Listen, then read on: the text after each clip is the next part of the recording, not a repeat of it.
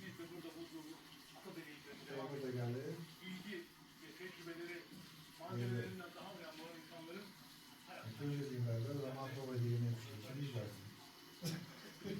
devam ediyoruz. Süpürge de hazırlayıp sana götürüyor. Merhaba. Şu hava yerleşti maşına. Çekim gerekiyor.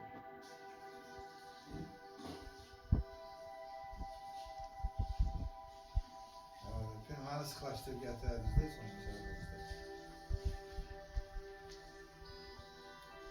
Adamın 120'e min geldiğine düştü tafarda telefonu yoktu elinde.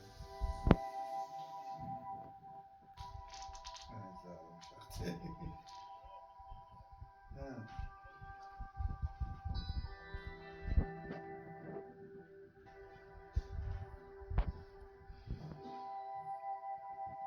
İstəyir minsin Siftafora gəlsin, Novxanı Siftafo. Şoförə desin ki, prezident bağlarına dönən yer Siftafor. Novxanlar. Prezident bağlarına dönən yer. Xəzər Market. Yadında saxla.